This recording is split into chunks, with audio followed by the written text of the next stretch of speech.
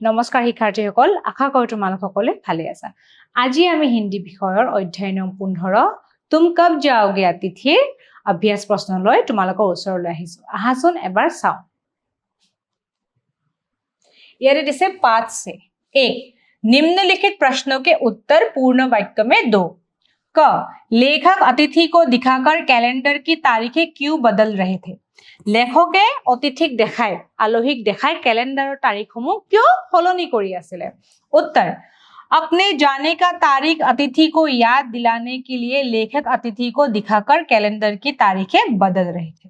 इते आलोहिक নিজৰ যোৱাৰ সময়টো মনত পেলাবলৈ आने की अपने आने का तारीख याद दिलाने के लिए নিজৰ আহা সময়খিনি কিতিয়া আহিছিলে মনত পেলাবৰ কাৰণে আৰু যে তেওঁ যে যাব লাগে সেই কথাটো মনত পেলাবৰ কাৰণে তেওঁ দেখাই ক্যালেন্ডাৰৰ তাৰিখসমূহ সলনি কৰি আছিলে।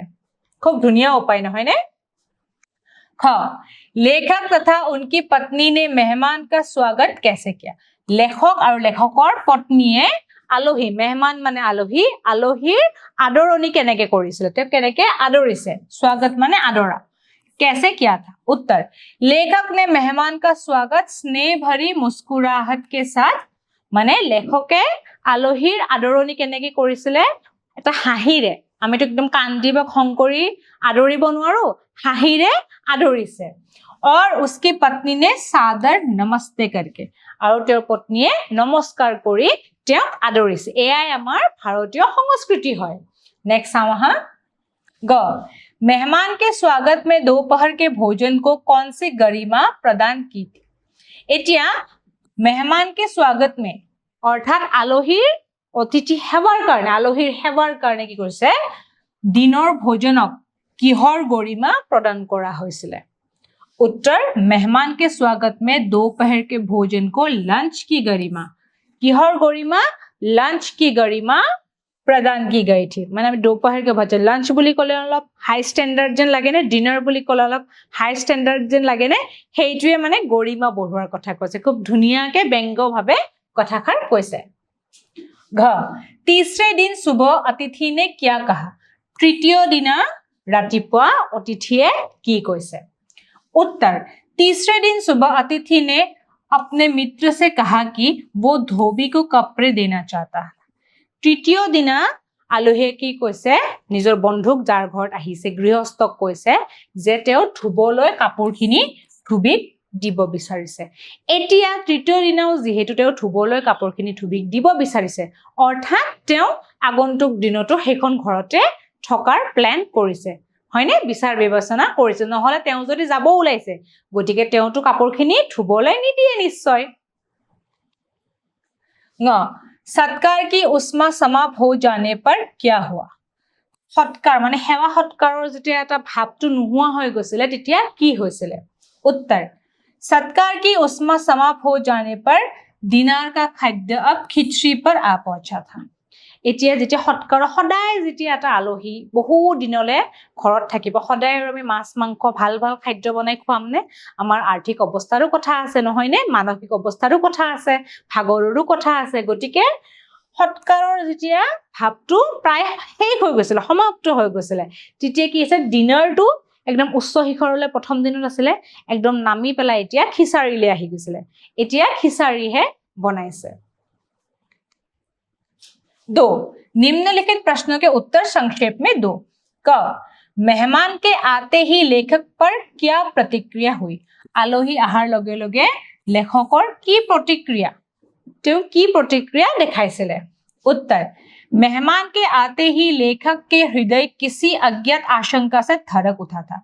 आलोही आहार लगे लगे लेखकर हृदय এটা অজান শংকা ধপধপনি উঠিছিলে মানে ধৰকি উঠিছিল মানে ধপধপনি ধৰফৰাই উঠিছিলে। अंदर ही अंदर का ही उसका बटुआ काप गया था। কি কৈছে ভিতৰতে তেওঁৰ পাৰ্সটো একদম কপি গৈছিল মানি বেগটো কপি গৈছে তাৰ মানে কি অৰ্থাৎ তে পইচাৰ খৰচ হ'ব আলোহি আহা মানে কি হয় পইচাৰ খৰচ হয়। ख मेहमान के स्वागत में रात्रि भोज को किस प्रकार गरिमापूर्ण बनाया गया था? आलोही आहार কাৰণে ৰাতিৰ ভোজটো কিদৰে গৰিমাপূৰ্ণ বনোৱা হৈছিল কিহৰ গৰিমা দিয়া হৈছিল বা কিদৰে গৰিমাপূৰ্ণ বনোৱা হৈছিল? उत्तर, मेहमान के स्वागत में रात्रि भोज को एकाएक उच्च मध्यम वर्ग की डिनर में बदल दिया था। মানে ৰাতিৰ ভোজটো একদম উচ্চ শিখৰলৈ লৈ ডিনাৰৰ গৰিমা প্ৰদান কৰা হৈছিল। जिसमें दो सब्जियां, দুখন সবজি বনোৱা হৈছিল, ৰাইতা বনোৱা হৈছিল। ৰাইতা এটা ব্যঞ্জন হয় যেটো দৈৰে বনোৱা হয়। ৰাইতা বনোৱা হৈছিল আৰু মিঠাও বনোৱা হৈছিল। খুব ধুনীয়া ধুনীয়া খাদ্য আলহীৰ কাৰণে বনোৱা হৈছিল। ग, लेखक के लिए कौन सा आघात अप्रत्याशित था और क्यों? लेखকৰ বাবে কোনটো আঘাত অপ্ৰত্যাশিত আছিল আৰু কিয় আছিল? ঠিক আছে, কোনটো আঘাত অপ্ৰত্যাশিত মানে তেওঁ ভাবা নাছিল আৰু সেই আঘাতটো কি আছিল? उत्तर, तीसरे दिन जब अतिथि ने लेखक से कहा कि मैं धोबी को कपड़े देना चाहता हूं, तब ये आघात लेखक के लिए अप्रत्याशित था। এতিয়া তৃতীয় দিন 3 নম্বৰ দিনা যেতিয়া লেখকে কি কৈছে যে মই ধুবিক কাপোৰ দিব বিচাৰো, এই কথাষাৰে কি আছিল? লেখকৰ বাবে অপ্ৰত্যাশিত আঘাত আছিল। লেখকে তাৰমানে ভাবিছে এওঁ মানে আৰু কেইদিনমান থকাৰ প্ল্যান কৰিছে। তেওঁ এই আঘাতটো ভাবাই নাছিলে, তাৰমানে তেওঁ ভাবাই নাছিলে যে তেওঁ আগন্তুক দিনলৈও থকাৰ কথা ভাবিছে। হে আঘাতটো পাইছিলে। ঘ, लेखक का सौहार्द्य बोरियत में क्यों बदल गया? लेखকৰ সৌহাৰ্দ্য মানে তোমাৰ ভাল ভাৱটো बोरियत, बोर মানে আমনিদায়ক কিয় হৈ গৈছিল? उत्तर, लेखक ने अपने मित्र अतिथि का स्वागत बड़े नम्रता और मुस्कुराहट से किया था। लेखके अतिथिर সেৱা সৎকাৰ বা আদৰণি খুব নম্ৰভাৱে মৰমেৰে ভৰা হাঁহিৰে কৰিছিলে। মুস্কুৰাহাত মানে হাঁহিৰে কৰিছিলে।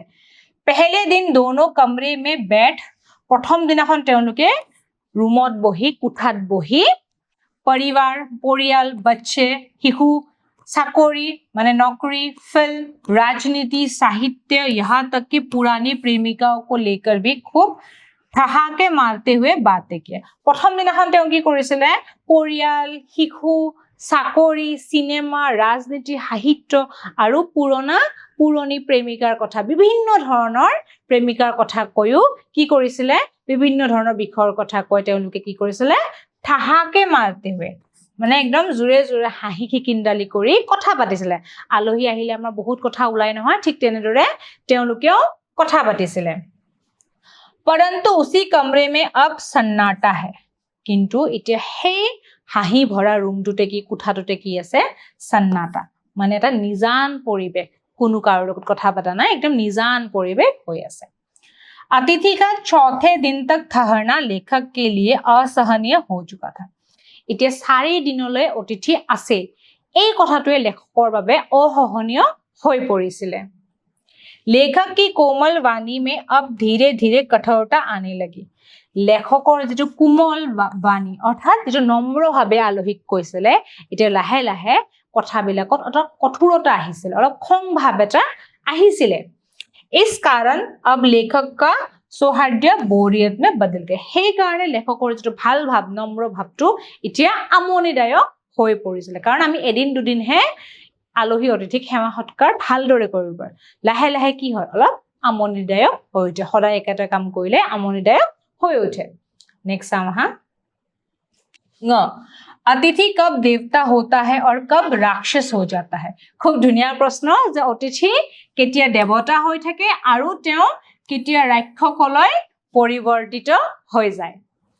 उत्तर, अतिथि मन से सच्चे और दिल के अच्छे। अतिथि যেতিয়া মনৰ সঁচা আৰু ভাল মানুহ হয়, ঠিক আছে, तब देवता होता है, তেতিয়া দেৱতা হয় মানে ভাল হয়, ঠিক আছে, যেটা নিজে নিজে গুছি যাব লাগে, তেওঁ বুজি পাব লাগে কথাখিনি। और मन से बुरे बाहर से अच्छा दिखावा करने लगे तब राक्षस होता है। আৰু মনৰ পৰা বেয়া কিন্তু বাহিৰত যেতিয়া ভাল দেখায় তেতিয়া কি হয়? राक्षस हो जाता है। তেওঁ গৃহস্থৰ কথা ভাবি খুব সুন্দৰকৈ গুছি যাব লাগিছিলে, কিন্তু তেওঁ মনৰ পৰা বেয়া, তেওঁ যোৱা নাই, তেওঁ আৰাম কৰি বেলেগৰ ঘৰত থাকি খাব বিচাৰিছে, গতিকে সেই সময়তে তেওঁ ৰাক্ষস হৈ গৈছে। আমি আলহী অতিথিক কেতিয়া ৰাক্ষস বুলি ভাবো তোমালোকে কবাচোন দেই। ঠিক আছে, নেক্সট চাওঁ আহা। 3, उत्तर 2।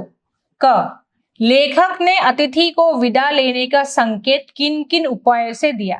লেখকে আলহীক যোৱাৰ বাবে বিদা लेने का संकेत যোৱাৰ সংকেত কি উপায়েৰে দিছিলে যে তেওঁ কি উপায়েৰে মানে ডাইৰেক্টটো ক'ব নোৱাৰে যে তুমি গুছি যোৱা কিন্তু এনেকুৱা ইনডাইৰেক্টলি ঠিক আছে পৰোক্ষভাৱে কিবা উপায়েৰে লেখকক যোৱাৰ কথা কৈছিলে ইতে কি কৈছিলে চামাহা उत्तर लेखक ने अतिथि को विदा लेने का संकेत कई तरह के उपाय से दिया था जैसे लेखके की কৰিছিলে अतिथिक যোৱাৰ সংকেত বিভিন্ন উপায়েৰে দিছে उपाय से दिया है जैसे एक कैलेंडर की तारीखों को दिखाकर कैलेंडरर तारीखসমূह देखाय ठीक है दो चांद पर जाने वाले एस्ट्रोनॉट का उदाहरण देकर चंद्रत जोआ एस्ट्रोनॉट बिलाकर महाकाशचारी बिलाकर उदाहरण दी कथार माजेरे तीन होम स्वीट होम का उदाहरण देते हुए कहना कि लोग दूसरों के होम की स्वीटनेस को काटने ना दौरे होम स्वीट होमर उदाहरण दी কৈছে যে মানুহে বেলেগৰ ঘৰৰ সুইটনেস অৰ্থাৎ মিঠাটো কাটনে না দৰে অৰ্থাৎ মিঠাটো বৰবাদ কৰিব নালাগে হোম সুইট হোমটো আনৰ ঘৰখনো হোম সুইট হোম হৈ থাকিব দিব লাগে এই কথাখিনিৰে তেওঁ কি কৰিছে যোৱাৰ সংকেতটো দিছে খ अतिथि के अपेक्षा से अधिक रुक जाने पर लेखक के मन में क्या प्रतिक्रियाएं हुई अतिथिये अपेक्षा কৰাতকে বেছি সময় ৰখিছে গতিকে লেখকৰ মনত কি प्रतिक्रिया হৈছিলে उन्हें चाटकर क्रम से लिखो ठीक है उत्तर अतिथि के अपेक्षा से अधिक रुक जाने पर लेखक के मन में तरह के प्रतिक्रियाएं उत्पन्न हुए थे इते अतिथि जो अपेक्षा কৰাতকে বেছি সময় থাকি গল তিতে কি হৈছিলে লেখকৰ মনত বিভিন্ন ধৰণৰ प्रतिक्रिया उत्पन्न হৈছিলে वे प्रतिक्रियाएं कुछ इस प्रकार थे एक दूसरे दिन लेखक को आशा थी कि वो रेल से एक शानदार मेहमान नवाजी की छाप अपने हृदय में ले जाएगा परंतु ऐसा नहीं हुआ लेखके ভাবিছিলে যে দ্বিতীয় দিনা কি কৰিছিল আলহীয়ে কি কৰিব গুছি যাব হয়নে কিন্তু তেওঁ তেনুকা নকৰিলে तो लेखक ने अपने पीड़ा पीली और प्रसन्न बने रहे সেই কাৰণে কি হৈছিল লেখকে নিজৰ দুখটো পান কৰি লৈছিল আৰু হাঁহি মুখেৰে আছিল এইটোৱে প্ৰতিক্ৰিয়া আছিল दो तीसरे दिन भी जब अतिथि रुक गए तो उनके मन में पहली बार ये प्रश्न उत्पन्न हुआ अतिथि सदैव देवता नहीं होता इतिया तृतीय दिनाও যেতিয়া অতিথি ঘৰতে আছে তেতিয়া তেওঁৰ মনত पहली बार प्रथमबाৰৰ বাবে এটা প্ৰশ্ন মনত উদয় হৈছিল যে अतिथि सदैव देवता नहीं होता अतिथि किंतु সদায় দেৱতা ভগৱানৰ ৰূপ নহয় वो मानव और थोड़े अंशों में राक्षस भी हो सकता है तो मानु হয় আৰু অলপ অলপ কিন্তু তেওঁ ৰাক্ষসো হয় तीन चौथा दिन भी जब अतिथि नहीं गए तो अतिथि के प्रति उनका हृदय धीरे-धीरे बोरियत में रूपांतरित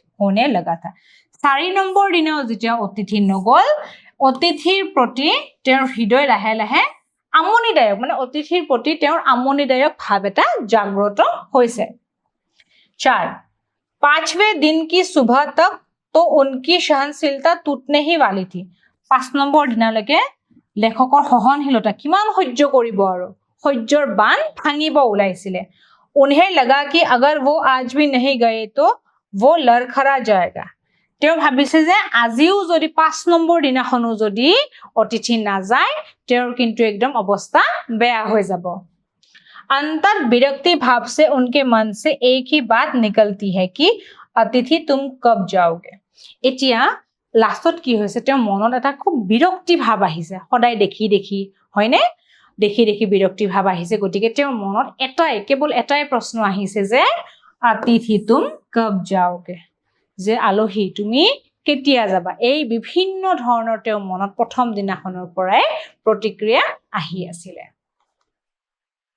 भाषा अध्ययन एक निम्नलिखित वाक्य को निर्देशानुसार परिवर्तित करो क हम तुम्हें स्टेशन तक छोड़ने जाएंगे এতিয়া মই তোমাক স্টেশনলৈ থবলৈ যাম ভৱিষ্যত কালত আছে ইয়াতে কি কৈছে নকাৰাত্মক বাক্য এতিয়া जाएंगे মানে থবলৈ যাম এইটো আমি নকাৰাত্মক ভাৱত লিখিব লাগে উত্তৰটো হ'ব हम तुम्हें स्टेशन तक छोड़ने नहीं जाएंगे नकारात्मक হলে नहीं जाएंगे माने थबोले ना जाओ नेक्स्ट वहां ख किसी लॉन्ड्री पर दे देते हैं जल्दी धुल जाएंगे এতিয়া এইটো প্ৰশ্নবাচক বাক্য কৰিব দিছে মানে কোনোবা এটা লণ্ড্ৰি য'ত কাপোৰ ধুৱে ঠিক আছে কোনোবা এটা লণ্ড্ৰিত কাপোৰখিনি দি দিম জলদি ধোৱা যাব এতিয়া প্ৰশ্নবোধক হিচাপে লিখিব কৈছে उत्तर कपड़ा जल्दी धुलने के लिए कहाँ दे दिया जाए কাপোৰখিনি জলদি ধুবলৈ ক'ত দি দিয়া যাব ঠিক আছে এইটো প্ৰশ্নবোধক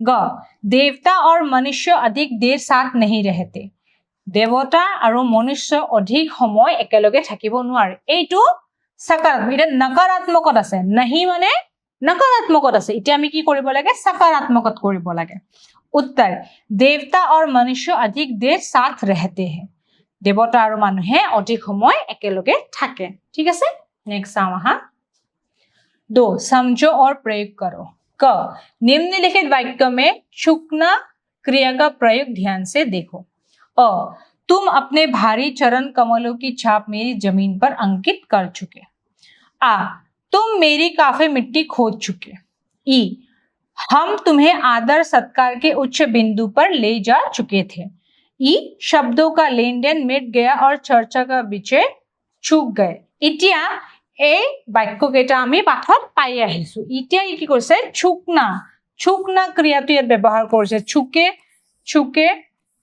চুকে আৰু চুক হিচাপে ব্যৱহাৰ কৰিছে ঠিক আছে নেক্সট আহা आओ पाठ में आए कुछ शब्दों के अर्थ जाने এটা শব্দ আৰু অৰ্থ ইয়াতে দিয়া হৈছে सतत मतलब लगातार माने कंटिन्यूअसली बारे बारे एस्ट्रोनॉट अंतरिक्ष यात्री अर्थात महाकाशचारी बैजनी बैंगनी बैंगन के रंग वाली बैंगन माने बेंगुनिया हाँ बेंगुनिया रंगर मेहमान नवाजी अतिथि सत्कार मेहमान नवाजी माने अतिथि सत्कार माने अतिथि सेवा छोर मतलब किनारा सीमा छोर माने किनारा बा सीमा एकदम अंतिम सीमा भावबिनी भाव से पूर्ण माने आवेगिक भावबिनी माने आवेगिक भाव से पूर्ण मार्मिक माने मर्म स्पर्शी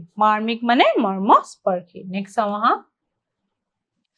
समीप्य माने निकटता माने उसरत समीप्य माने उसरत औपचारिक रीति के अनुसार औपचारिक माने नियम अनुसरी नियमबद्ध बा विधिसम्मत निर्मूल बिना मूल जड़ के निर्मूल माने एकदम रूटलेस ठीक है बिना मूल जड़ के मूल नहुआ कोनो से माने कुनर परा ठीक है सौहार्द्र सरल हृदय का भाव सौहार्द्र माने की हल सरल हृदयर भाव सरल हृदय का भाव शने माने धीरे धीरे अर्थात लाहे लाहे गुंजयमान माने गुंजता हुआ ठीक আছে আশা কৰো তোমালোকে এই অধ্যায়টো ভালদৰে বুজি পাইছা আৰু অধ্যায়ৰ লগত জড়িত প্ৰশ্ন উত্তৰসমূহ তোমালোকে ভালদৰে পাৰিছা আজিলৈ ইয়াতে সামৰিছো ধন্যবাদ